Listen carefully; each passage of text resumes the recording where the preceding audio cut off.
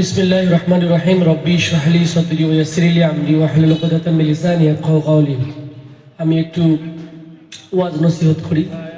সব কিছু তো কামাই করা লাগবে না, অবশ্যই। রাজনীতি করলে সব হয় কিন্তু দেখা যায় না। মানুষ মনে করে রাজনীতিতে সব নেই। যাই হোক, আজকে হলো শুক্রবার, তাই না? একটা হাদিস, স্পষ্ট হাদিস, সেটা হলো শুক্রবার আসর থেকে মাগরিব হচ্ছে দোয়া কবুলের সময়। এই সময় যদি দোয়া করেন আল্লাহ অনেক কবুল করেন এবং ক্ষমা করে দেন, আমিন। তো আপনারা এই সময় দোয়া করবেন। আমরা যদি রাস্তা পথে থাকি আমরা তো হয় অনেক সব পারবো না। 2 নম্বর হচ্ছে এই সময় দরুদ শরীফ বেশি বেশি পড়তে হয়।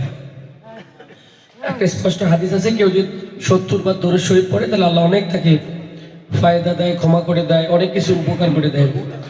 আর দরুদ শরীফ সম্পর্কে আপনারা জানেন যে একবার দরুদ শরীফ পড়লে 10টা মর্যাদা উন্নতি হয়, 10টা মানে পাপ নষ্ট হয়ে যায়, 10টা অনেক অসংখ্য। কারণ আমাদের নবী মুহাম্মদ রাসূলুল্লাহ সাল্লাল্লাহু আলাইহি সাল্লাম হচ্ছে আমাদের আইডল, তাই না? রাজনীতি করলে কার মতো করতে হবে? রাসূলের মতো। কথা বললে কার মতো বলতে হবে? রাসূলের মতো। রাসূল কেমনে কথা বলতে পারবেন? রাসূলের বক্তৃতা কেমন ছিল কেউ বলতে পারবেন? কোরআনের ভাষায় উনি বক্তৃতা করেন। রাসূল যখন বক্তৃতা দিতেন অবশ্যই তো কোরআনের কথাই বলতেন, কিন্তু তার কথার একটা টোনিং ছিল। কোন গুরুত্বপূর্ণ কথা আসলে উনি কয়বার বলতেন? 3 বার। ওনার স্টাইলটা দেখেন। কোন জিনিস বোঝানো শুরু করলে উনি এটাকে একটা উদাহরণ টেনে বলতেন। তারপরে উদাহরণ দেয়া, কোন গুরুত্বপূর্ণ কথাকে 3 বার করে বলা, মানুষের অ্যাটেনশন ক্রিয়েট করার জন্য উনি যখন কথা বলতেন তার দিকে তাকায়ে কথা বলতেন। মানে এই যে অ্যাপ্রোচ, কিভাবে মানুষের সাথে কথা বলতে হয়, এটা শিখবো কার কাছে? মুহাম্মদুর রাসূলুল্লাহ সাল্লাল্লাহু আলাইহি ওয়াসাল্লাম। তাহলে আমাদের সব কাজ যদি মুহাম্মদুর রাসূলুল্লাহ হয়, রাজনীতিতে বাংলাদেশের যে সিস্টেম, এটা কোনো সিস্টেম না, এটা একটা মাফিয়া তন্ত্র।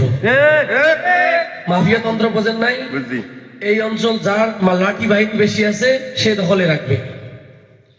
আপনি যত ভালো মানুষ হন না কেন, এই যে ভোটের রাজনীতি হুমকি দিচ্ছে না, মানে বাপের তালুকদারি পাইছে, তাই না? হুজুর মানুষ রাগটাগ করবে না, যা থাপড়াইলে বলে, সেই হুজুরকে আসি আমরা? আমরা হচ্ছি উমরের অনুসারী, তাই না? আমরা হচ্ছি খালিদের অনুসারী। সুতরাং হাত দিতে আসলে হাত থাকবে? আমরা অন্যায় করব না, কোন অন্যায়কে প্রশ্রয় দেব না। মুসলমানদের ঈমানকে আমরা বিক্রি হতে দেব না। স্পষ্ট বার্তা। আমরা কারো শত্রু নই, আমরা কারো বিপক্ষে নই। আমরা হচ্ছি ইসলাম, মুসলমান, মানবতা, ইনসাফ, ওয়েলফেয়ার, কল্যাণ, এগুলোর পক্ষে। আমি রাজনীতিতে আসছি 2টা কারণে। 1 নম্বর কারণ, আমাদের লোকজন যখন এখান থেকে ঢাকায় যায় বলে কি? কেন বলে? অসম্মান করে না? এই মফিজ বলার কি আপনাকে বাদ দিছে? আমাকে শুধু বলে না, সবাইকে বলে। তার মানে আমার জেলার মানুষগুলাকে যারা অপমান করে এদেরকে সমুচিত জবাব দিয়ে আমার জেলা যেন সম্মানজনক জেলায় রূপান্তরিত হয়, এটাই হচ্ছে 1 নম্বর টার্গেট। এই জন্য আমি বলি, এই জন্য সংসদে দাঁড়িয়ে আমাদের হেভি লোক কথা বলতে হবে। ব্যারিস্টার সালিহের মতো লোক দরকার আছে নাই? এইরকম হেভি ওয়েট লোক যাবে, যখন কুড়িগ্রাম থেকে দাঁড়িয়ে কথা বলবে তখন বলবে বাপরে বাপ, এগুলো কই থেকে আসলো রে, বুলেট বোমার মতো। আমরা যখন দাঁড়িয়ে বলবো মাননীয় স্পিকার, এই কুড়িগ্রামকে 200 বছর পিছিয়ে রেখেছেন আপনারা, আমাদের অঞ্চলের বাজেট গুলাকে আপনারা ডাইভার্ট করে চিটাগংয়ে নিয়ে গেছেন, আমাদের আর এই সুযোগ নাই, আমাদের বাজেট আমাদেরকে দিতে হবে। শুধু তাই নয়, আমাদেরকে বাড়িয়ে দিতে হবে। এইভাবে আত্মমর্যাদাশীল কর্মমুখর একটা জেলা বানাইতে হবে। সবার কাজ থাকবে, যুবকদের কাজ থাকবে, নারীদের কাজ থাকবে, পুরুষদের কাজ থাকবে। কাজের সিস্টেম ডেভেলপ করা, কোন ত্রাণ সিস্টেম চলবে না, কোন কম্বল দিয়ে ভোট কেনা সিস্টেম চলবে না। এইগুলা বন্ধ করে দিতে হবে। আমাদের কাজ চাই। আর ফুলবাড়ির বড় সমস্যা 2টা। একটা হলো তোমরা কুড়িগ্রাম যাওয়ার পার না, আর একটা হলো এদিকে ইন্ডিয়া থেকে মদ আসে, তাই না? এই মদ গাঞ্জা ইয়াবাকে আমরা আবার ইন্ডিয়াতে পাঠাবো। শেখ হাসিনাকে যেভাবে পাঠাইছি না আমরা, এইভাবে এদেরকেও পাঠাই দিব। সুতরাং আর একটা জিনিস আপনাদের বলি, ইসলাম কি কোনো ধর্মের বিরুদ্ধে না? আমরা যে নিঃশ্বাস নিতেছি কি অক্সিজেন নেই না? এই অক্সিজেন কি শুধুমাত্র মুসলমান না হিন্দু নেয় না? সবাই নেয়। বাহ, সূর্যের আলো খালি হিন্দু না মুসলমানের? সবাই। মোহাম্মদ সাল্লাল্লাহু আলাইহি ওয়াসাল্লাম কাদের? সবাই। আল্লাহ কাদের? সবাই। তো ইসলাম যদি ন্যায় শাসন দেয় এটা কি আপনার শুধু মুসলমানদের জন্য হবে? না, সবার জন্য। আমাকে এসে বলে ভাই আপনি এমপি হইলে কি আপনি এনসিপির এমপি? এমপি কোন দলের হয় না, হয় না। আমরা বিগত 53 বছর যেটা দেখেছি দলের এমপি দেখছি, হয় জাতীয় পার্টির এমপি নাহলে আওয়ামী লীগের এমপি। ঠিক। ওদের দলের লোকজন বড় লোক হয়ে গেছে, তাই না? ঠিক। আপনি হিন্দু হন আর মুসলিম হন, আপনি যখন চাকরির পিছনে গেছেন এমপি সাহেব 10 লাখ টাকা নিচে আস্ত করি, তাই না? সুতরাং হিন্দু মুসলিম গেম খেলার দরকার নাই। আমরা চাই সবাই মিলে কুড়িগ্রামকে সুন্দরভাবে করব। ঠিক। 1 নম্বর হচ্ছে কর্মসংস্থান। এই কর্মসংস্থানের কোনো বিকল্প নাই, বিকল্প নাই, বিকল্প নাই। এটা আমরা করব করব করব। ইনশাআল্লাহ। আর আমিরও জামাতও বলেছেন আমরা কার্ড দিব না কি দেব? করব। কাজ দিব। কাল খাট দিব না কি দেব? কোন ফ্যামিলি কার্ড, কৃষক কার্ড, এসব ভুয়া কার্ড মাঠে বিশ্বাস করি না, আমরা কাজে বিশ্বাস করি। ঠিক। কেন আমরা ভিক্ষুকের মতো হাত পেতে খাবো, তাই না? ঠিক। আমরা কাজ করে খাবো, এটা আমরা আগাবো। 2 নাম্বার, নারীদের জন্য আমরা বলেছি শুধু নারীদের জন্য কুড়িগ্রামে কুড়ি শিল্প, নারীরা তাদের মতো করে কাজ করবে।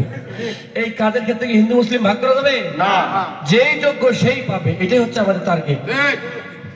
এরপরে হলো আমাদের যুবকদের নিয়ে টেনশনে থাকেন কি করবে না করবে, আমার চাকরি নাই কি করবো না করবো। এই জন্য বলেছি মাল্টি স্কিল ডেভেলপমেন্ট সেন্টার বানিয়ে যে ছেলেটা যে কাজের যোগ্য তাকে আমরা সে কাজে সেদিকে পাঠাবো। কেউ বিদেশ, কেউ ফ্রিল্যান্সিং, এক একজন এক একটা কাজে ঢুকে দেওয়া যেন যুবকরা কাজের মধ্যে থাকে। এটাই হলো মিশন আমাদের কুড়িগ্রামে। হসপিটাল নাই, হসপিটালগুলো ডাক্তার নিয়ে আসা, এইগুলা কাজ করব। নদী ভাঙ্গন রোধে, নদী আমাদের অভিশাপ থেকে সম্পদ বানানোর বুদ্ধি বের করতে হবে। আর কাটাকাটি হিংসা এগুলো বন্ধ করে কিভাবে সবাই মিলে কাজ করা যায় সেই প্ল্যান করতে হবে। আর একটা শেষ করি, শিক্ষার ক্ষেত্রে আপনারা দেখেন আমাদের স্কুলগুলোর পড়াশোনা আছে কি ভয়াবহ অবস্থা। বেসরকারি গুলোর টিচাররা তো রাজনীতি করে ভাড়াই ফেলছে, সভাপতি চক্করে ভক্করে সব শেষ, তাই না? নিয়োগ হওয়া মানে টাকার বাণিজ্য হওয়া। আমরা শিক্ষার মান উন্নয়ন রক্ষা কমিটি বানাবো। এই কমিটি ঘুরে ঘুরে ঘুরে ভিজিট করে দেখবে কি রকম কে পারে, কি অবস্থা মান শিক্ষাগুলার। যেটা স্কুলের শিক্ষার্থী খারাপ কাজ করবে, ভালো পারবে না, ওদেরকে আমরা ধরবো, মনিটরিং করব। মনিটরিং করলে শিক্ষা প্রতিষ্ঠান টনটন হবে না? হবে।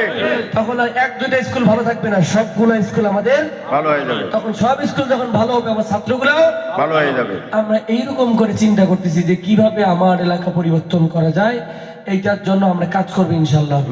আমি শেষ করি সব জায়গায় যেটা বলি, ইনশাল্লাহ আমরা হলে 10 দলীয় 11 দলীয় জোট যদি ক্ষমতা আসে, আমরা ইনসাফের বাংলাদেশ গড়বো।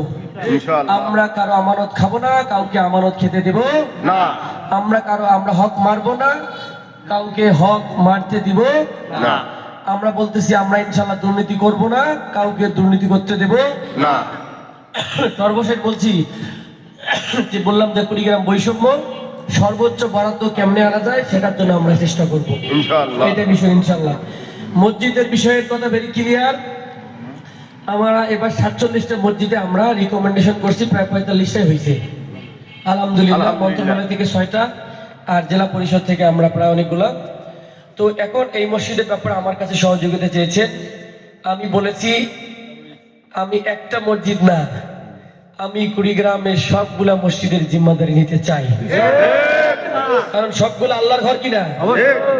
যেটা যে কখন দরকার, যে এটা বড় করা দরকার, লিস্টের মধ্যে বড় করা দরকার কয়টা? 5টা। ওকে, 1 2 3 4 5। কারণ বাজেট যেটা আসবে এই 5টা অটোমেটিক আগে পাবে, তারপরে 5টা, কাউকে বলা লাগবে না, সবাই অটোমেটিক্যালি পেয়ে যাবে। বুঝে গেল? এইরকম একটা সিস্টেম করবো ইনশাল্লাহ। আর ধরলা ব্রিজ নিয়ে আমি 2বার গেছি, এই আসিফ মাহমুদের কাছে গেছি, স্মারকলিপি দিছি, বলছি, কিন্তু সে বলে যে ভাই এইটা 1 কিলোমিটার চেয়ে একটু বড়, এটা দেশি ফান্ড দিয়ে হবে না, বিদেশি ফান্ড লাগবে। যাই হোক, সময় তো শেষ হয়ে গেল। ইনশাল্লাহ আমরা এমপি হলে যে জামাত ইসলাম জোট ক্ষমতায় যায়, এইটাকে আদায় করেই ছাড়বো। আর আমি নিজে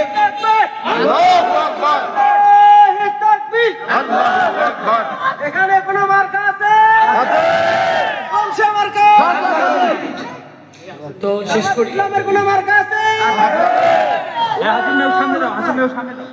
তো যেটা বলতেছিলাম যে শেষ করি, এই হলো আমরা তর্ক বিতর্ক করে আমাদের জিনিস আদায় করে নিয়ে আসতে হবে। কারণটা হলো আমাদের এমপিরা তো আদায় করতে পারে নাই, তারা জানে না যে কেমনে আদায় করে নিয়ে আসতে হয়। তারা তো কোনোভাবেই আমাদের নিয়ে কথাই বলে না সংসদে। দেখছেন কথা বলতে? দেখেনি নাই। আর একটা কথা, কুড়িগ্রামত কি আছে কম তো একটা নাম কম কি আছে? কিচ্ছু নাই। এটা একটা পুরো এলাকাটাই ফাঁকা। এটাতে উন্নতি হবে না তো। আমাদের শিল্প কলকারখানা, এখানে ইকোনমিক জোন সবই লাগবে। তো আল্লাহ রাব্বুল আলামিন যদি আমাদের 10 দলীয় পাইকার দলীয়কে কবুল করে, আমরা বাংলাদেশকে সুশাসন দিব ইনশাআল্লাহ। ইনশাআল্লাহ। এটাতে হিন্দু মুসলিম নাই, সুশাসন সবার জন্য সমান। ঠিক। কারণটা হচ্ছে অনেক আমার হিন্দু ভাবনরা জানে না যে তারা মনে করে আওয়ামী লীগ তাদের খুব প্রিয় ছিল, তাই না? বা বিএনপিও তাদের প্রিয় হচ্ছে বা হবে, এরকম ভাব। স্বাধীনতার পর 1947 সালের পর থেকে গবেষণা রিপোর্ট বলে হিন্দুদের জমির 46% দখল করছে আওয়ামী লীগ, 36% দখল করছে বিএনপি, আর অন্য 8% দখল করছে অন্য দল। কোন ইসলামিক দল করছে না। এটা আমার কথা না, এটা গবেষণা গোপন করলেই পাওয়া যায়।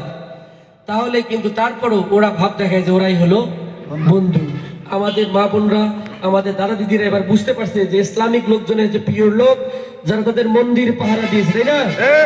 আমরা আপনাদের পূর্ণাঙ্গ নিরাপত্তা দিব ইনশাআল্লাহ। ইনশাআল্লাহ। আপনি বাংলার জমিনে আমরা যেরকম নাগরিক সুবিধা পাই, আপনারাও সেম নাগরিক সুবিধা পাবেন ইনশাআল্লাহ। আমরা কোনো বৈষম্য করব না। আমরা কারোর প্রতি অন্যায় করব না। এটাই হচ্ছে ইসলামী শিক্ষা, তাই না? নামাজ পড়বেন, আরেকজনকে মারবেন, সে নামাজ হবে না। সুতরাং মুসলমানরা যারা নামাজ পড়ি আমরা, তাদের দ্বারাই কোনো ধর্মাবলম্বী ক্ষতিগ্রস্ত হয় নাই, হবে না, হবে না, হবে না ইনশাআল্লাহ। আমার কথা শেষ। আপনারা দোয়া করবেন ইনশাআল্লাহ আমরা এই কি বলে ভাঙ্গামোড় ইউনিয়নে সর্বাধিক ভোট পেয়ে জয়লাভ করবো ইনশাআল্লাহ। আপনারা জাস্ট একটু করে কাজ করবেন। মানুষ আর পুরাতন জিনিস চায় না, এই জিনিস শেষ। যতই রং চঙা করেন না কেন, ওই পুরাতন ঘর পুরাতনই থাকবে। ওই কয়দিন পর রংটা টোকাতে উঠে যাবে, আবার আগের মতো আচরণ করবে, তাই না? ঠিক আছে। আসসালামু আলাইকুম ওয়া রাহমাতুল্লাহ।